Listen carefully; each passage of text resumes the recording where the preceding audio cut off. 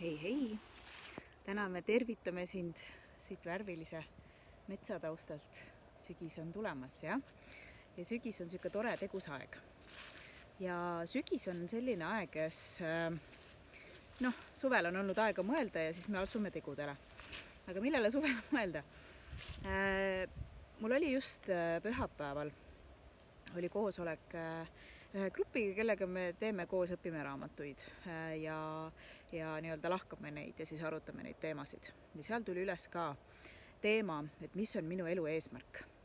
Ja me inimestena, eriti just naistena, lähme stressi tihtipeale, et issand, ma ei tea, mis see minu ees, miks ma siin üldse olen ja me nõuame endalt jube palju, mis puudutab seda teemat. Ja ma mõtlesin, et ma räägin teile ka oma mõtted, mis ma siis sellel kohtumisel edasi andsin. Ma räägin siia juurde loo mesilastest. Vaata, kui sina mõtled mesilaste peale, siis mida mesilased igapäevaselt teevad? No mis nad teevad? Nad lendavalt õielt õiele ja korjavad õienektarit. On nii? Miks nad seda korjavad? Nad valmistavad sellest mett. Aga miks nad valmistavad mett? Sellepärast, et nad hoiavad oma liiki elus. See on nende eesmärk, et nende emand kuninganna elaks, toodaks järglasi ja et nende liik elaks.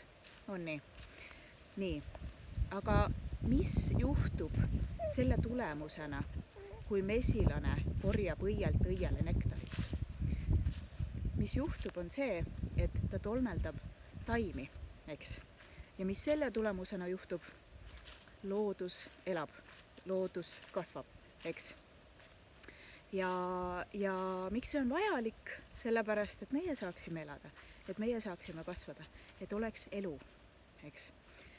Kas mesilane teab, et tema eesmärk võiks olla hoida elu? Tõenäoliselt mitte. Ei tea, võib-olla teab, aga tõenäoliselt mitte.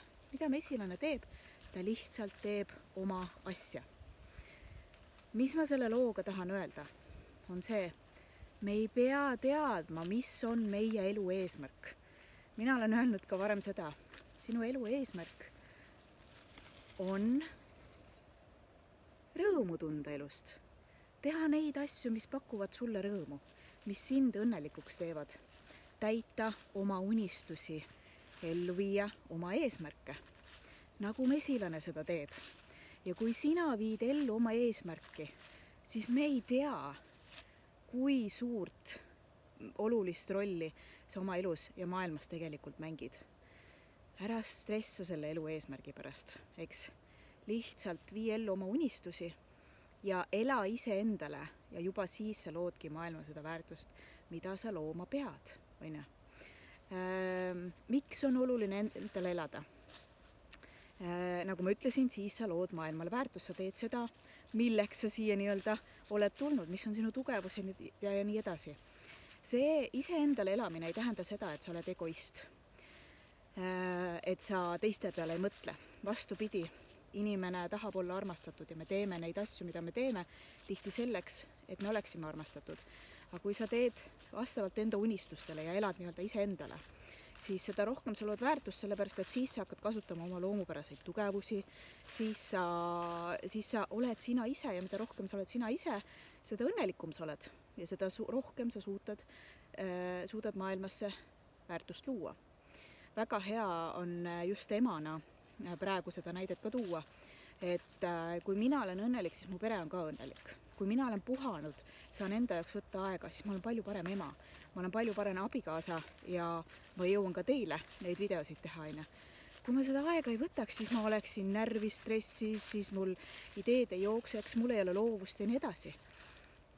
Ma elan teistele ja sellega ma elan ma elan ise endale ja sellega ma elan ka teistele. Ma loon sellega rohkem teistele rõõmu ja väärtust, eks.